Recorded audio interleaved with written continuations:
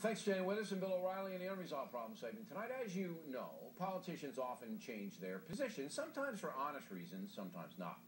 Back in 1993, Senator Harry Reid introduced a bill that would have eliminated citizenship for babies born in America to illegal immigrant mothers.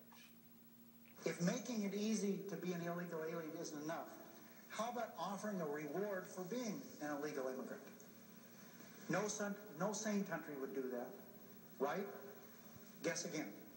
If you break our laws by entering this country without permission and give birth to a child, we reward that child with U.S. citizenship and guarantee a full access to all public and social services this society provides.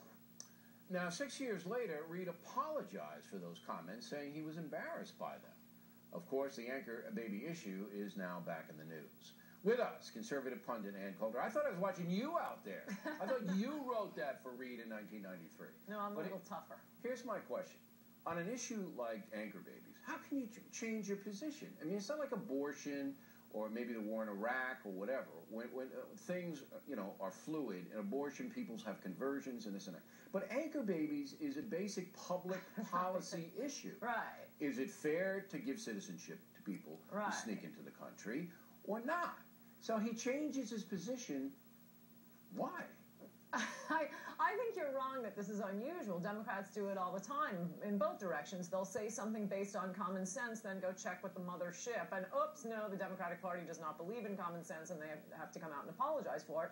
By the way, that's the pro-abortion to, or rather anti-abortion to pro-abortion side. I can see someone being anti-abortion and thinking, and then seeing, a baby in the womb, seeing a sonogram. I can't see it going the other way.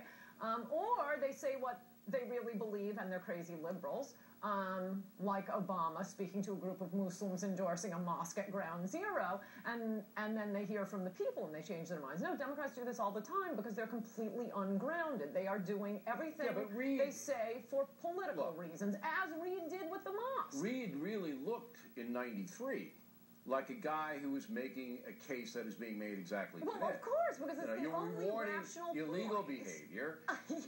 Why are we doing this? Other countries don't do it, correct? Yes, this is correct. As I wrote in my column this week, Democrats are always haranguing us to look at foreign law when it comes to, death penalty. Hey, could we look at foreign law and citizenship, or are the New York Times and MSNBC, are they all nativists and populist nationalists now? Because Sweden doesn't do it that way. You have to have at least one parent who is a Swedish citizen. So in Sweden, if you sneak into Sweden from Norway, you can't be a Swede if you're an illegal alien. You have to have one Swedish parent at least. That's right. And in Great Britain, it's hard to get citizenship. Right, basically the same thing, although slightly larger than being a citizen. You can be a settled immigrant, which is a very high class of an immigrant with a right to remain. So, you look at every other civilized country in the world other than Canada, and by the way, even Canada, well, it doesn't really matter. I won't go into the... Well, Canada, even the parents don't get the health care, the free schooling, all the free stuff you get. You can't combine citizenship by birth and the welfare state. It doesn't work. And by the way, it is being lied about every place that this is what the 14th Amendment required. Americans, what Harry Reid was saying was utter common sense. Americans must be sitting back thinking, what were they thinking back in 1860? Were Americans really worried? What is this? No, we have totally a guaranteed It was citizenship? African Americans being liberated from slavery. It was Native Americans being tossed off their land. It was not Native Americans. Native Americans were excluded from the 14th Amendment. It was all about Reconstruction. It was about freed slaves. This multi-culti rainbow coalition is a brand new invention. It wasn't like Americans were upset that deadbeats couldn't slip into the country, have babies, and start collecting welfare. And we didn't have welfare then. It's amazing they even thought about it. It was all part of Reconstruction. To get an amendment added to the Constitution is a big step. This whole anchor baby thing comes from a footnote that was not related to the opinion, in an opinion by Justice Brennan in 1982.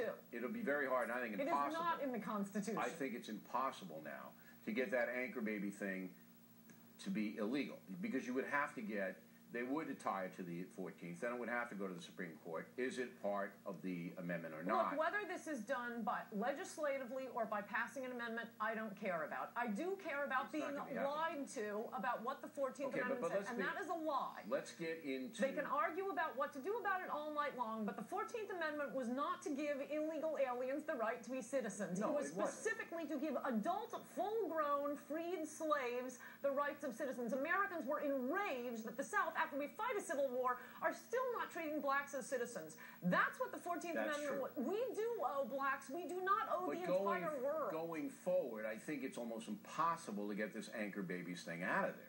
I can't see it happening. Well, I don't know. Maybe we get Harry Reid to write a law. You know, he did, and it went down.